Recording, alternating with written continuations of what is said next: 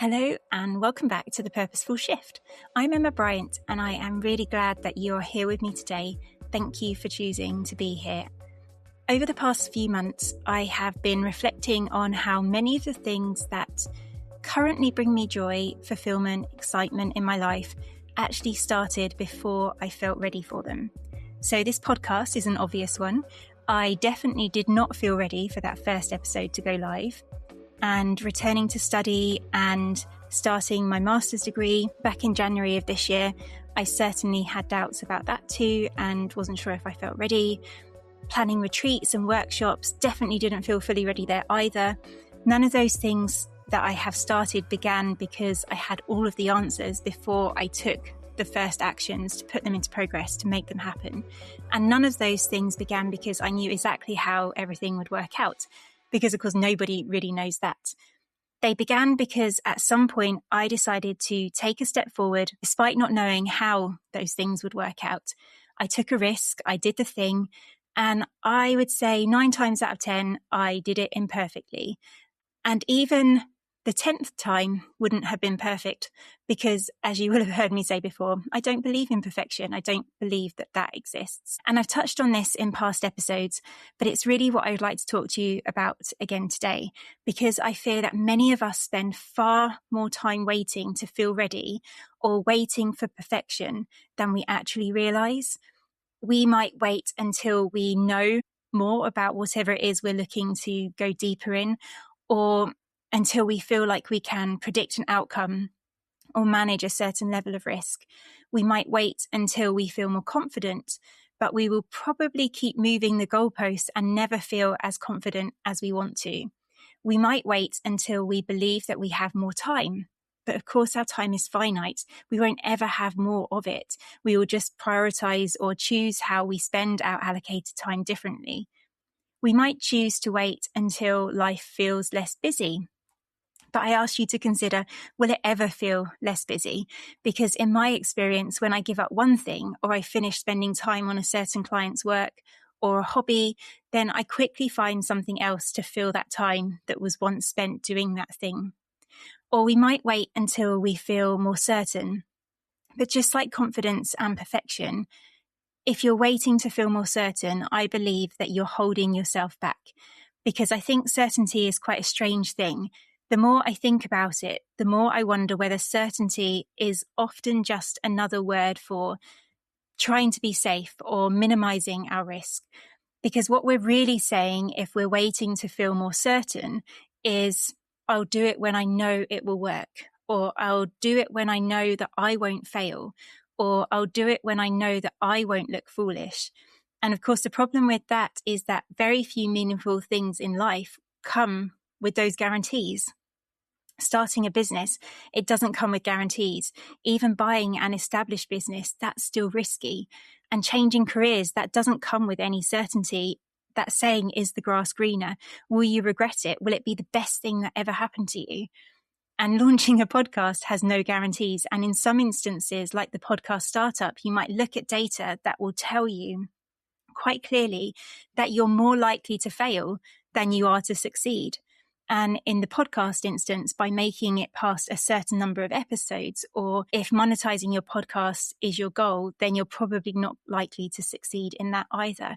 And the list goes on. You can think of multiple things. Writing a book, for example, there's no guarantees that it will land with your audience or that you'll sell enough copies. If you're looking to fall in love, there's no guarantees that it will last or that you'll get married or that you'll be happy together forever. In fact, some of the most important decisions that we make throughout our lifetime come with very little certainty at all. If you think about moving house or having children or getting married or getting divorced, and yet many of us continue waiting for a feeling of certainty that never arrives before we make the decision, before we take the action. And when I thought about this and connected it to perfection, I realized that there are several similarities here. When I think about or hear the word perfectionism, I think that I conjure up in my mind someone who likes things neat and tidy and organized, someone with color-coded spreadsheets, or someone who sets incredibly high standards. And I think of former colleagues and friends who are so incredibly organized that I feel like this whirlwind of chaos in comparison to them. But researcher and author Brené Brown offers a different perspective. She describes perfectionism not as striving for excellence, but as a heavy shield that stops us from taking flight, a way of protecting ourselves from criticism or judgment or failure, or a belief that if I can make this perfect, perhaps nobody can criticize it. Or if I can make this perfect, perhaps it or I won't fail. Or if I can make this perfect, perhaps I won't feel so vulnerable, or I won't be judged, or people won't talk about me, or people won't realize that I tried something and then I failed. And in this situation, perfectionism then stops being about standards and starts being about fear. And fear often sits under most of the barriers or excuses that we have not to do things that we want to do. And when I look back at my own life, I can see countless examples of that, where fear has just taken over and has stopped me doing things that I would really, really like to have the courage to do. There have been so many projects that I've delayed because I didn't feel ready, because I didn't have the certainty that I wanted, or because I wanted things to be perfect from the start, especially when they were linked to areas where I had spent years developing skills and refining my abilities, like in marketing, for example. It showed up as business ideas that I've overthought until somebody else took those ideas to market and made them work, and I missed out. It's opportunities that I've hesitated to pursue because I wanted a better plan about how to make those opportunities work, rather than just trusting myself to see it as an experiment and just see what happened. And yet, whenever I look back at the things that have had the biggest impact in my life, almost none of them began perfectly or anywhere even close to perfect. In fact, I was thinking just the other day about when Matt and I had our son. We were so young and naive and foolish. And for example, we assumed that we'd find the maternity ward at the hospital easily enough when the time came. But when that time did come, we actually ended up in A&E because we couldn't find the maternity ward at the hospital. And then there was this very uncomfortable journey for me in a wheelchair to the maternity ward, and subsequently no painkillers because we were late. And then it became this whole thing. So those memories of our son's arrival were certainly far from perfect. And even when we left the hospital a few days later, we didn't even know how to strap the car seat into the car. A stranger walking by had to stop and literally asked us if we knew what we were doing, and then helped us, showed us how to put the car seat into the car to make sure that Jake was safely strapped in. And whilst, of course, I don't want to encourage you to be this absolutely and irresponsibly unprepared for something so important in your life, I think in a way that carefree approach and the way we planned less and we were more willing to learn as we go back then was quite refreshing, in a way that we lose, I think, as we get older, or that we really have to work to be more experimental in our approach to life. I think that a good number of the things in my life that have been really worth doing have involved an element of learning as I go. And a more recent example is the campervan conversion that I embarked on a few years ago. And this project brought me so much joy. I had basic DIY skills, and I learned so much as the van, who's called Olive, evolved over time. And as my confidence grew, the things that I wanted to put into Olive to make her more luxurious and more functional became more advanced, and my skills had to advance with them. And I'm very grateful to YouTube, because I learned so much through YouTube videos and people who'd been there and done the thing before me, but I still made plenty of mistakes. And that's where I learned more than if everything had gone smoothly. For example, the cabinets that I built, I had to use a jigsaw to try and cut them straight, which is incredibly difficult, but I had minimal tools. And so nothing was quite straight, which caused big issues later on. And I'm now having to rebuild the cabinets because I want them to be better than the first version that I built. But my skills and my knowledge, thankfully, have evolved since then. And quite importantly, so has my tool collection, so that I can cut straighter lines. But I needed to fail, and I needed to make mistakes to see what could be done better, and to learn why things didn't work the way that I thought they would, so that I can learn from them and remember for the next time that I do the thing. Which brings me to another idea that I find really helpful to bear in mind, and it's from a psychologist called Carol Dweck, who has worked on growth mindset. And Carol suggests that people who thrive tend to see mistakes differently. So rather than viewing mistakes as evidence that they're not capable, they see them as part of the learning process. So mistakes or failure equals information, feedback, evidence of growth, and a proactive approach to challenges. And I think that's such an important shift, because the idea that perfection tells us that we need to get things right the first time and not to fail at all, but growth tells us that we need to keep learning. So perfection says, don't make mistakes, but growth says, what can I learn from this? And when we think about every skill we have ever developed over our lifetime, it's pretty much always involved us being bad at something to begin with. So if you think about learning to drive, or public speaking for the first time, or running your first business, or using a piece of technology for the first time, learning a language, even walking, can you imagine if we applied the same standards to children learning to walk as we often apply to ourselves when we try something for the first time as adults? The moment a child fell over, we'd conclude that they weren't cut out for walking and were destined to bum shuffle around forevermore. But we expect progress as children, and we allow time for learning, but we don't give ourselves that as adults. We expect wobbling and falling and mistakes for children as they grow and evolve and develop and learn, but we don't give our adult selves that same grace. Another author whose work is really interesting to me is Elizabeth Gilbert's, and I'm sure you've probably heard of her book, Big Magic, and she talks a lot about curiosity. And one of the things that I love about her approach is that she doesn't encourage people to wait until they've got a fully formed plan. She encourages them to become curious, to follow the idea, to see where it leads, and to experiment. And that's something that my former coach, Joe Bendel, would also encourage me to do. To experiment and to give something a try and see what happens, to use whatever it is as an opportunity to gather data and then to reflect on the data to make an informed decision going forward. And that's exactly what I would do in my marketing work. We would undertake activities, we would gather data, and we would use that data to inform our decision making.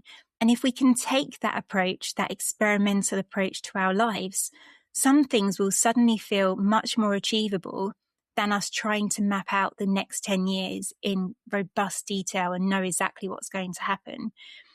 And treating our lives as a series of mini experiments also removes an element of emotion and helps us to focus on the useful information rather than letting our feelings take over.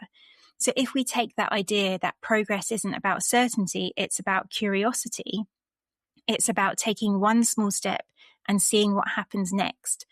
It's a totally different way to frame our thoughts and our challenges and things we are considering, but that perhaps scare us still because we don't feel ready for them. And I believe that clarity comes through curiosity and action. I do genuinely believe that, because most of the clarity that I've gained in my own life hasn't come from just thinking around an idea over and over again. It's come from doing something about it. When I started my swim school alone in St Albans in a school pool at the weekends, I didn't know how it would grow. I probably had some big dreams about what might be possible, but I didn't know for sure. I just knew that I wanted to experiment and give it a try. I knew I had skills and I knew I wanted to help children learn to swim. And when I started the podcast this year, I didn't know exactly where the podcast would lead in terms of anything really, whether it would ever generate an income for me, whether it would remain a hobby, what other opportunities it might lead to. And I still don't have answers to those ideas. I'm just experimenting and seeing what happens. And again, I have some big dreams about what might come from this podcast, but I have no certainty around any of those. In my personal life, I don't know exactly where some of the ideas that I'm currently exploring will take me. And although that's scary, I have to tell myself that that is okay. It's okay not to know. In Steven Pressfield's book, The War of Art, he talks about resistance as a force that shows up whenever we try to do something meaningful.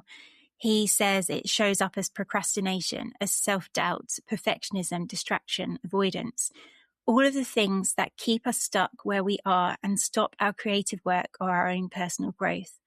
And what's fascinating to me is that Pressfield suggests that the stronger the resistance, the more important the thing often is.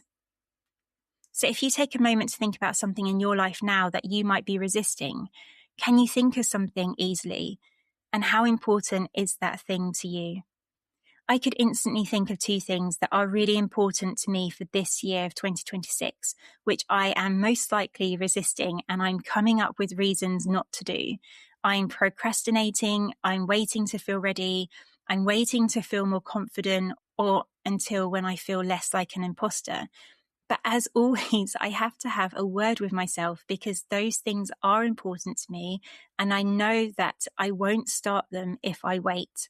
And I just need to choose to do it, to choose to start, to take the action, to stop being distracted, to stop worrying about judgment, to not let fear prevent me from living out my next big goals. And when I think back to the most challenging things that I've ever done, I wonder if I have always gone for it or if I have sat with it for a while first. And I'd like to encourage you to think about this too. Have the things that you felt most drawn towards also been the things that have felt most uncomfortable or most difficult to you? Things that I've been putting off recently because they felt uncomfortable or difficult include recording video as well as audio when I'm recording these solo podcast episodes. And that makes me really nervous. I don't know why. I just find it really uncomfortable. And so I've been putting it off and recording with audio only. Recording my face for Instagram Reels. This is a fear and judgment issue too, as I think partly because I don't wear makeup and I don't bother to do my hair most days. So my perception of myself is that I tend to look a bit of a mess, and I don't want other people to think that I look a mess. And you may know that I felt fear around launching the retreat in November, but also the online sessions that I ran in June. I knew they were things that I wanted to do. I knew that they were important to me and important to how I'm evolving as a person and how the Purposeful Shift is evolving. And I knew that they are a series of small experiments to see what lands best with the people that I want to support. But they were still scary, and I could most certainly have talked myself out of them over time because those things mattered. And that's precisely why they felt scary to me. And I'm learning that fear can be a sign of many things. And I believe that sometimes the fear is a sign that we're stepping into something that's truly meaningful. And we have to step forward to find our confidence and to minimize the fear. Action creates momentum, momentum creates confidence, and confidence very rarely arrives first in any area of our lives. And maybe this is one of the biggest myths that we continue to tell ourselves. We might assume that only confident people take action. But did confident people become confident because they repeatedly took action and then the confidence came afterwards? Because that certainly feels true for me. I wasn't confident when I learnt to drive. The first driving lesson, oh my goodness. I don't think I went above 3rd gear. I was so terrified to drive the car too fast. I wasn't confident when I started my photography business. I wasn't confident when I launched a podcast. I became more confident because I did those things. And we don't need confidence to make progress initially. Our progress, like actions, creates our confidence. We build our evidence bank. We teach ourselves that we can do the things that bring us fear or that we've been procrastinating about. Which brings me back to the title of today's episode, Progress over Perfection. Mainly because I don't believe perfection is real. It doesn't exist to me. And as such, it's an unreasonable distraction for us to think about perfection. It's an impossible standard that keeps us standing still, that holds us back, that keeps us stuck. Whereas progress, on the other hand, it only asks one thing of us, that we keep moving, or that we keep learning, or that we keep adjusting, or that we keep experimenting, or that we just keep showing up. And we can keep showing up, we can keep moving, we can keep learning, we can keep adjusting, we can do those things imperfectly. I'd like to leave you with an exercise today, which I will also include in the show notes, so you can come back to it there. And that is to take a piece of paper and write down something that you have been postponing. Maybe it's a conversation or a project or an application or an idea or a change in your work or your personal life. It can be a small thing, it can be a big thing. But then ask yourself, what are you waiting for? And then finally, ask yourself, do I genuinely need the thing that I'm waiting for before I can begin? Or am I waiting for certainty that might never come? and perhaps you might be surprised by your answer. Before I finish up, I just want to share again this thought that I have surfacing a lot for me at the moment. Most of the things that I'm grateful for today began before I felt ready, and they came from a place of experimentation and not knowing. I am grateful for my beautiful children who I had absolutely no idea how to raise. And hindsight, of course, is a wonderful thing. I am grateful for my portfolio career, which has allowed me to explore things that bring me joy, to see which might become financially sustainable, or to see which I can actually stick at for long enough to develop a skill in those areas. I'm grateful for people that I've met in situations which I didn't feel comfortable in when I first took the plunge, such as a book writing course that I took a couple of years ago. I'm grateful for this podcast, for the wonderful ladies who have kindly shared their story with me so far, and I'm grateful to you all for listening. I didn't know how this podcast would go. I didn't know if anybody would listen. I didn't know if other ladies would find what I had to say helpful in any way. Each of these things I'm grateful for started with a small, very imperfect step and a series of actions or experiments or progress or curiosity that got me here. And there's still a long, long way to go. And there are wobbles, there were tears, but there's been so much joy, learning and fulfillment too. And that's what I would really like you to explore for yourself. What imperfect steps can you take towards what is meaningful to you, but that you are not quite feeling ready for just yet? Thank you so much for listening to the Purposeful Shift today. I am grateful to you for listening and for sharing some of your day with me. If this episode resonated with you, I would love to hear your thoughts and what you're currently postponing and what one small step forward might look like for you. Please feel free to send me a message on Instagram at The Purposeful Shift. And if you haven't already, please follow or subscribe so you don't miss future podcast episodes. Until next time, please take care and trust yourself, and remember that progress will always matter more than perfection. Everything is a series of tiny experiments and learning opportunities. I will see you soon.